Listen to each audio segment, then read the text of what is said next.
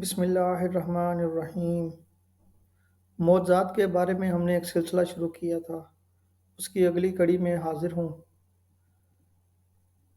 نبی اکرم صلی اللہ علیہ وآلہ وسلم نے اپنا ایک ایسا خواب صحابہ کرام کو بتایا کہ ہم لوگ عمرے کا احرام باندھ کر مکہ معظمہ میں داخل ہوں گے اور ارکان عمرہ بجا لائیں گے۔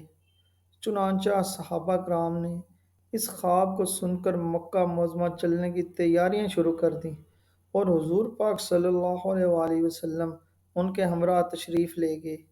وہاں جا کر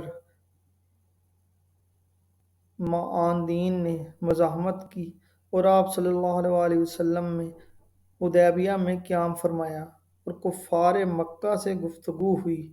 وہاں ایک صلح نامہ مرتب ہوا جس کو صلح حدیبیہ کے نام سے کتابوں میں ذکر کیا جاتا ہے۔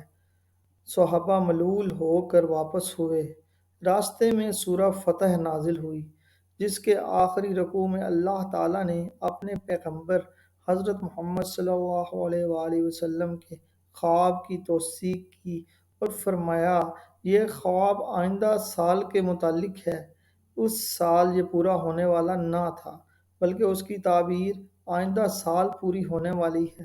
چنانچہ یہ خواب والی پیشن گوئی آئندہ سال پوری ہوئی اور صحابہ کرام رضی اللہ تعالیٰ اجمعین نہایت اطمینان کے ساتھ عمرہ بجا لائے اور عمرے سے فارغ ہو کر مدینہ منورہ بخیریت تمام واپس آئے اور یہ پیشن گوئی لفظ بلفظ پوری ہوئی۔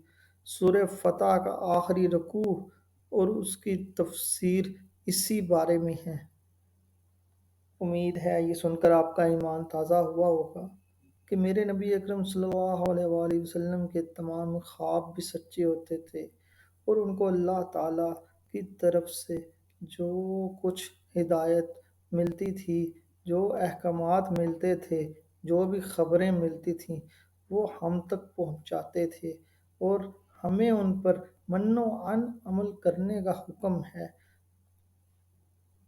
انشاءاللہ اگلی ویڈیو میں آپ کے پاس ایک نئے موضوع کے ساتھ حاضر ہوں گا۔